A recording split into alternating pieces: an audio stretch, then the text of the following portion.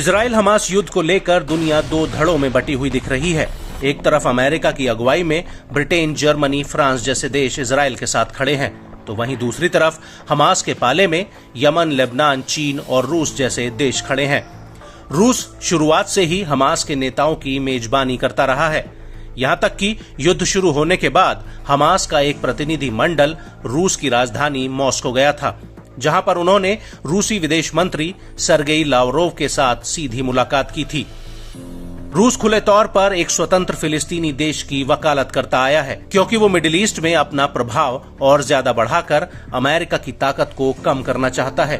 और रूस middle east में यमन के हूती, लेबनान के हिजबुल्ला और ईरान के साथ खड़ा हुआ दिखाई देता है। कई ऐसी रिपोर्ट्स भी आई हैं जिनमें यह दावा किया गया है कि रूस के हथियार ईरान से होते हुए हूती और हिजबुल्ला और हमास तक पहुंचे हैं। और अब इसी कड़ी में रूस के संयुक्त राष्ट्र में स्थायी प्रतिनिधि वैसिली नेबेंजिया ने यमन के हालातों को लेकर अमेरिका और कुछ पश्चिमी देशों को जमकर लताड़ लगाई है। वैसिली का कहना है कि अमेरिका और उसके सहयोगी यमन में तनाव को कम करने के बजाय उसे और भड़काने में लगे हुए हैं। रूसी प्रतिनिधि वैसिली ने यूएनएससी की एक मीटिंग के दौरान कहा कि अमेरिका और उसके सहयोगी ताकत के दम पर अमेरिका और ब्रिटेन की अगुवाई में यमन के खिलाफ हमला कर रहे हैं, जो अब बेनकाब हो चुका है। कुछ देश हालातों को शांत करने के बजाय ताकत के दम पर आग में घी डाल रहे हैं। पश्चिमी देशों को गाजा में युद्ध खत्म करने और यमन के भीतर समझौता करने पर ध्यान केंद्रित करना चाहिए।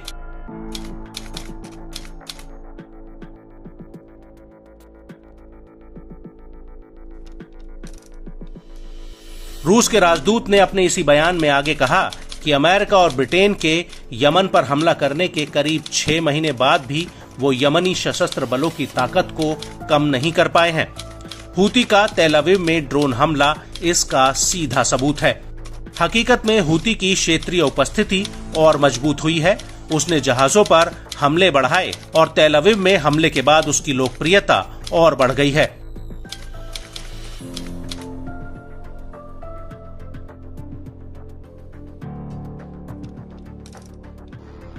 आपको बता दें, हूती ने तेल अवीव पर 19 जुलाई 2024 को एक ड्रोन हमला किया था। इसके अगले दिन इजराइल ने 20 जुलाई 2024 को यमन के होदेदा बंदरगाह पर एक बड़े तेल डिपो पर हवाई हमला किया था। और रूसी राजदूत का कहना है कि ये घटना सीधे गाजा के हालातों से जुड़ी हुई है। गाजा और लाल सागर में जो हो रहा है वो स्पष्ट रूप से इससे जुड़ा है।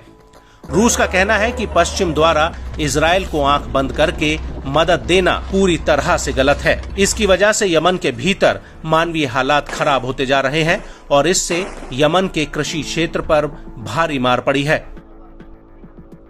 आपको बता दें कि जब यूएनएससी में रूस ने इजराइल और अमेरिका के खिलाफ मोर्चा खोला तो चीन भी उसकी हां में हां मिलाने लगा।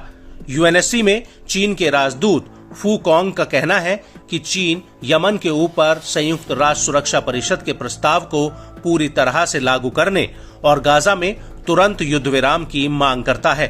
आपको बता दें कि चीन के राजदूत फू कॉन्ग ने अपने इसी बयान में आगे कहा कि लाल सागर के हालातों के खराब होने का कनेक्शन गाजा युद्ध से जुड़ा हुआ है, इसलिए फिलिस्तीन इलाके में तुरंत युद्ध विराम होना चाहिए।